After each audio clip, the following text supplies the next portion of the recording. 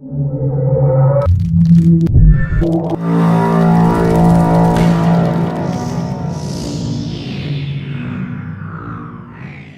everybody, what's going on? And welcome to Guns N' Roses Central. And I want to give a big shout out to Dan on Twitter, who's been chatting with me recently. He asked for a shout out, so I'd be more than happy to give my fans a shout out. So I have a true story episode up on my channel this morning on GNR Central, and then on this channel we're talking about the news.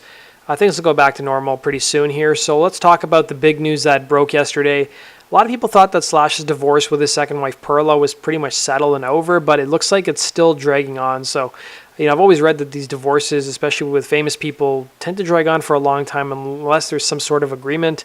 And it looks like it may be closer to being finalized. So according to TMZ and The Blast, Slash has basically agreed to pay his estranged wife Perla $6.6 million to help resolve the pending divorce. Now, things don't end just there. So the former couple has been married since 2001. They have two sons. One is 15, one is 13.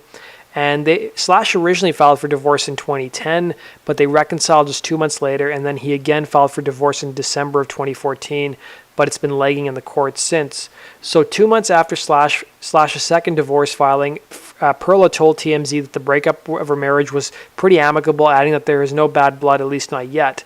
So basically, here's the news that broke yesterday. So Slash will be required to pay $6.6 million within 30 days of the judgment being signed by both parties. He'll also pay $100,000 per month in spousal support until death or remarriage, and an additional $39,000 per month in child support. On top of that, the children will also collect 1.8% of Slash's income until the year 2036. Slash he gets to keep all his interest in Guns N' Roses and his other companies, all his trademarks and residuals, as well as a number of fully loaded bank accounts. Slash, on the filing, listed his monthly income as $345,000 a month. Now, people, you can do the math. That's about $4 million a year. A lot of people are wondering, with Guns N' Roses touring, how can he only be making $4 million a year? Some people point out that this filing only relates to the time of their divorce, so this only goes up to the end of 2014. It does not include 2015 and 2016, where he's probably making a lot more money because he's touring with Guns N' Roses. Now, Perla hasn't, I don't believe, accepted this offer, and the offer hasn't gone through yet. So basically, a judge has to rule on Slash's request to see whether the judgment will be entered. But I gotta say, this is a huge kick in the balls to be paying that much money. But at least the good news is his kids will be 18 soon, so he won't be paying that much in child support. But this should be a lesson to anybody that if you're famous and you're going to get married, you need to sign a prenup.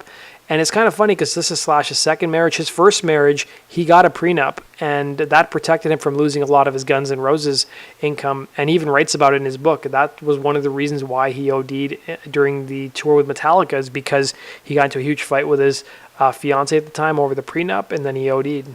And then this is a story that probably a lot of you guys don't know. So back in 1998, a year after he got divorced the first time, there was a story that came out that Slash had been overpaying his first wife. So he was paying about $5,000 a month, even though he had a prenup.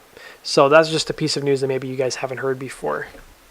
So the next news story, ironically enough, talks about Guns N' Roses' payday at the Download Festival. So Guns N' Roses were reportedly set to make $6.5 million for their one show they played at the Download Festival. Now, this hasn't been officially confirmed, but this is what people are saying online. And immediately when this article went up, a lot of people said, well, it's great that Perla's going to be getting all that money. But let's talk a bit about the actual article. So according to Blabbermouth, they were paid $6.5 million US, which is astounding because if you guys looked at some of the box scores from Guns N' Roses' recent shows they played in North America, or even that huge stadium tour they did in North America back in 2016, they were netting around $3 to $5 million US per show. Even when they played Coachella those 2 weekends, it was rumored that they made about $9 million in total. So even though they get paid that much money, they still have an enormous amount of overhead. They have, all the crew they got to pay. They got managers. They got to pay a number of other people as well. So it basically says, according to the Daily Mirror, that Guns N' Roses were paid £5 million for their set, and that's the most that they've ever done for the Download Festival in its history. So Guns N' Roses reportedly arrived a minute early for its set and left the site shortly after the performance in a helicopter.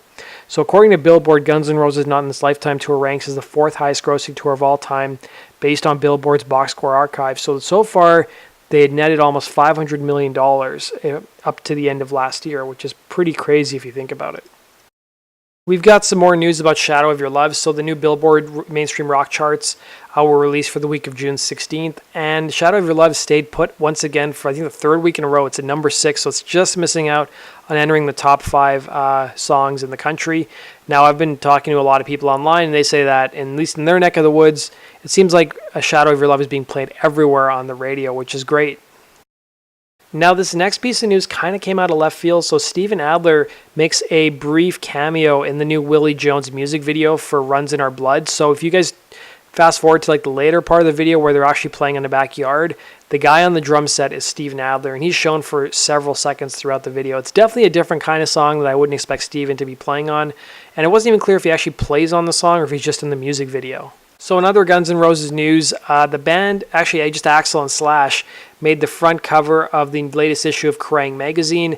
There was a review of their performance at the Download Festival, and they were basically saying that maybe this is the best Donington has ever had before, the best lineup at least. And, the reviews I read of their Download Festival show was pretty positive. They've played a total of 4 shows so far on this leg of the tour. And it seems like the fans are really enjoying it, even though they got off to a rough start in Berlin. It seems like things are looking up for the band. And finally, we're going to end with some Duff McKagan news. And he was seen attending a steam power display hours before the band headlined the UK's Download Festival over the weekend. So the local charity Staplefoot Railway posted pictures of Duff McKagan alongside a fire truck speaking to its crew and reported that he's intended to travel on their miniature steam train. And the BBC said that the Guns N' Roses had been staying at Staplefoot Park before the show, and the McKagan took the opportunity to visit the Steam Festival after buying a ticket for the train. It's a shame Duff didn't get the chance to ride the event. Event organizer Nigel Spencer said. He's obviously quite keen on fire engines too, and the railway later said that they had to temporarily stop offering rides due to the helicopter arriving to fly the band to nearby download sites. So here's a picture of them posting on social media that they had to stop their train.